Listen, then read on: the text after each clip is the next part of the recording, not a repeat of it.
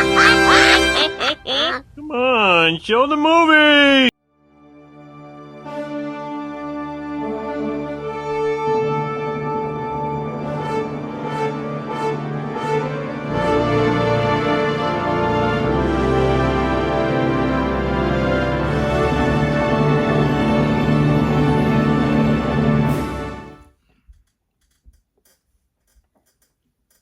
Episode dose of Invincible Season 3.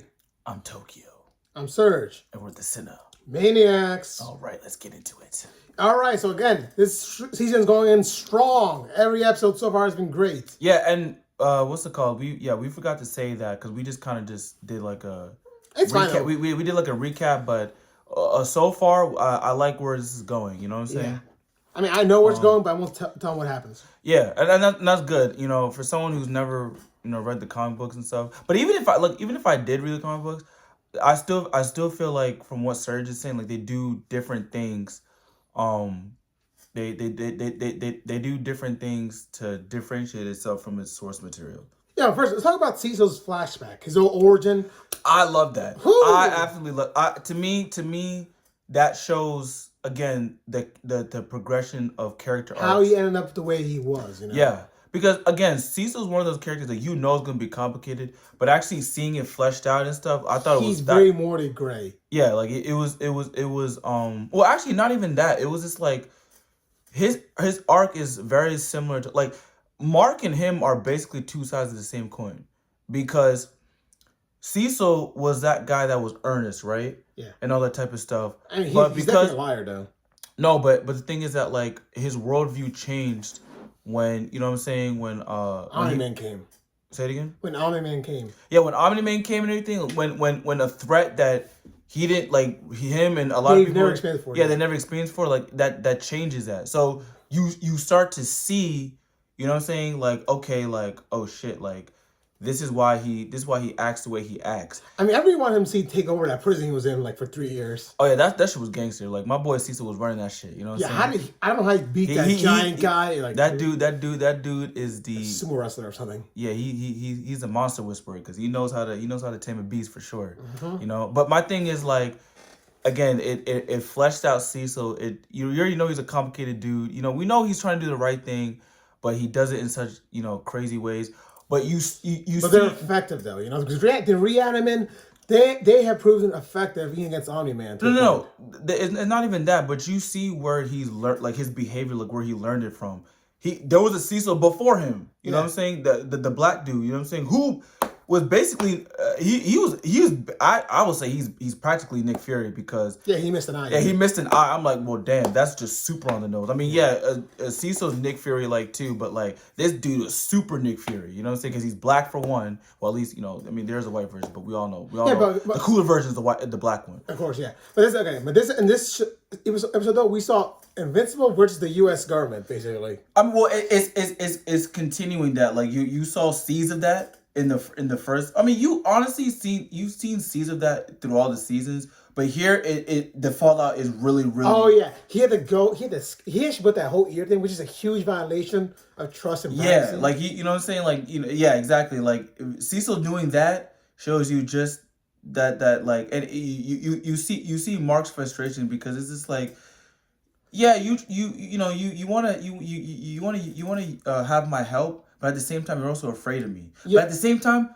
I can't. Of course, you're afraid of him. Yeah, I can't. He's the most powerful being. And your dad, your dad literally flipped. Like honestly, your dad flipped the script. Yeah. Like if it wasn't because of your dad, I mean, Cecil still would have had contingency plans regardless. Well, how did it actually work though? He had the whole plans, and none of them really works. Like they slowed him down a bit. Right. But now that your dad crashed out to the highest degree, it's just like, well, what prevents you from doing that? And the thing is, Mark.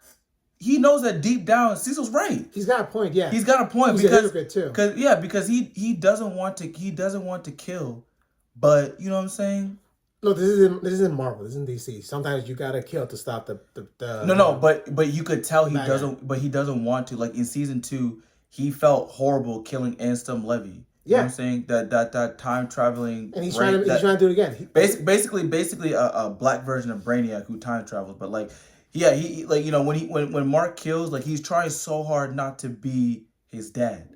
You know what I'm saying? He's trying so hard not to be his dad. And that brings me to, and he makes an appearance in this episode, right?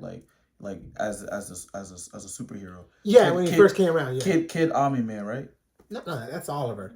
Well, that's what I'm saying. No, wait. He makes appearance as a younger version of himself, Nolan. Yeah, when he just first arrived on Earth. No. I was talking about when I said like, isn't Oliver's name? Isn't he called like? That's the next episode, fool.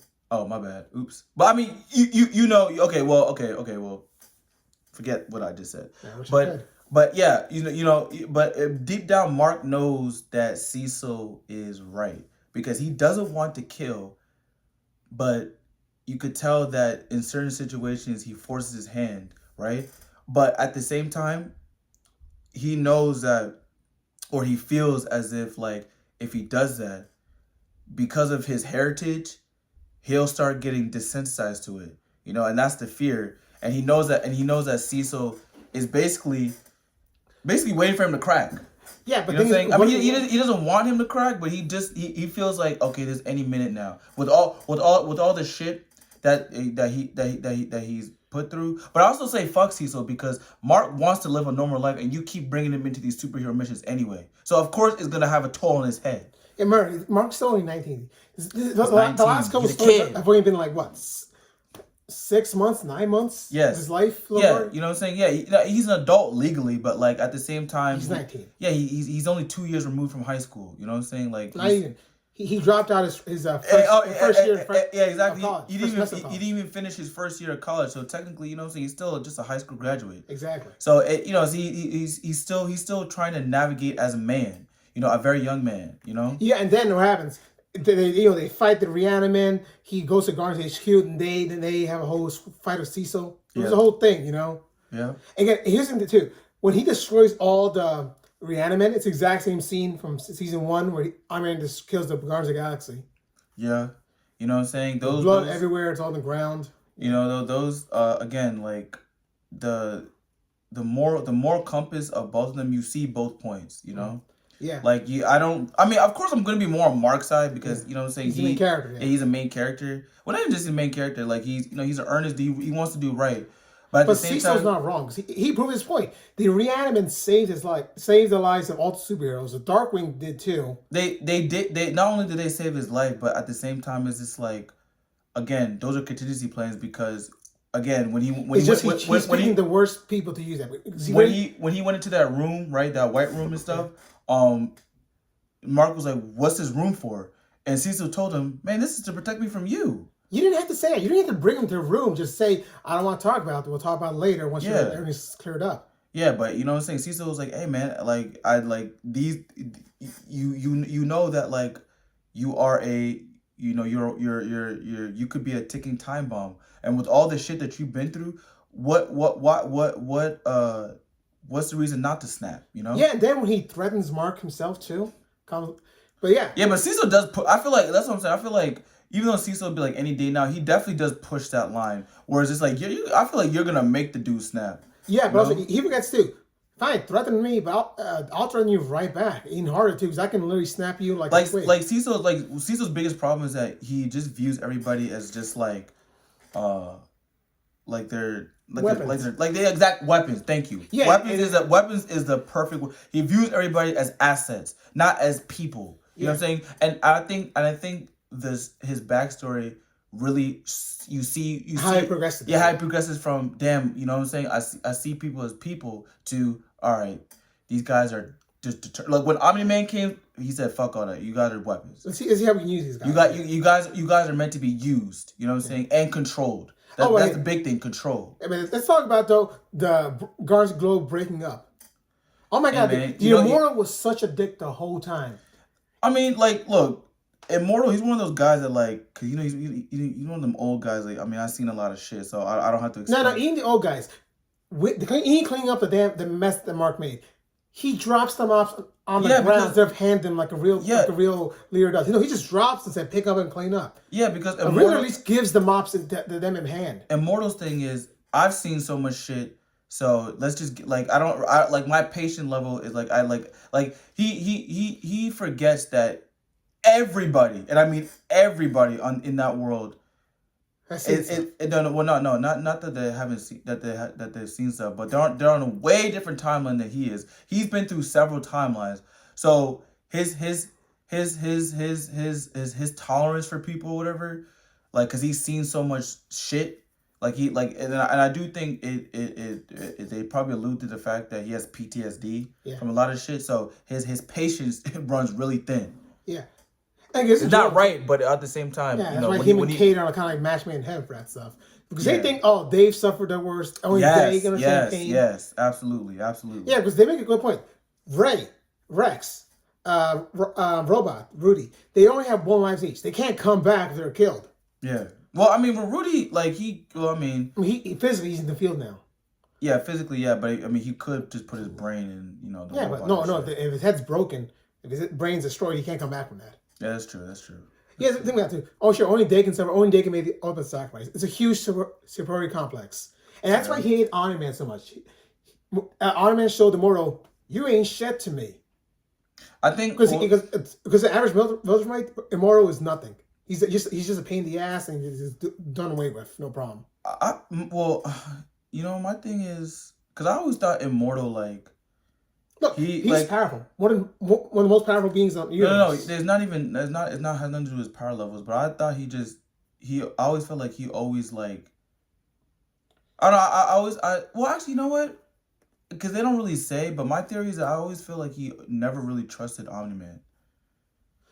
I mean, there's good reason to, though. I don't know if that's how it is in the comic books, but, like, I felt like he just never trusted Omni-Man. Like even in the comic books, it said when he was about to be killed by Iron Man, it's you. I never liked you.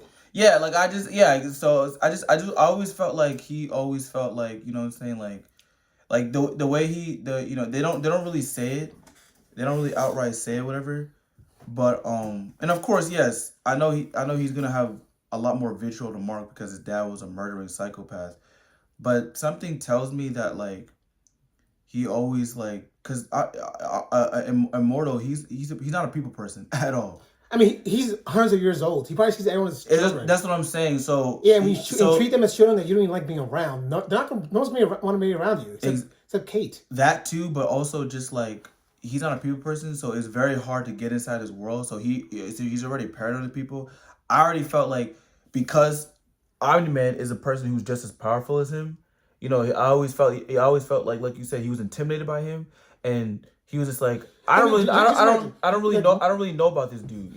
Most of your existence, you think you're the top dog of your entire world. Yeah. Then this guy comes out of nowhere and shows you you're not the top dog of anything, really. In a way, it is very Cecil like, which is why this is why him is, like, he agrees with Cecil on a lot of things. I mean, yeah, you know what I'm saying? Like, he had his dispute with Cecil when he was, crying over Kate and everything like that. But, like, other than that, him and Cecil are alike because they've seen a lot of shit. Yeah. And before, they're used to, like, okay, like, I'm ahead of the game. But you throw in something like Omni-Man where it's like, oh shit, I don't even, you know what I'm saying? Like, exactly. How do you deal with that? Yeah, but Black Sabbath continues to be my favorite character of the Guardians of the Globe. He shows it right maturity, saying he to me, he should be the actual leader of the team. Exactly. Like, and I feel like at some point he will be the lead. Like, he will be a permanent leader because Immortal, he's compromised with Kate and everything like that. And he's too stubborn. Yeah, he's too much of a dick. Exactly. So, Robot's not ready yet. I hate saying it, but it's true. He's not ready. No, he's not ready because he wants to be human. You know what I'm saying? He wants to be in love. He wants Monster Girl to give it up to him. And don't worry, they'll get their own story soon. I won't spoil it, but they're getting their own story. Yeah, so he's compromised with that. The only person that seems objective and that tries to see all sides is Samson. You know what I'm saying? Yeah, because he knew. Right, you sure with that? And then again, he just treats them like shit. These are your teammates, and you treat them so horribly. Yeah, like Samson I feel like he's the real father figure of the team. Yeah, he keeps them together. So, all right, but let us know what you guys in the comments. All right. So then we're gonna like and subscribe because it really helps out our channel. And we out.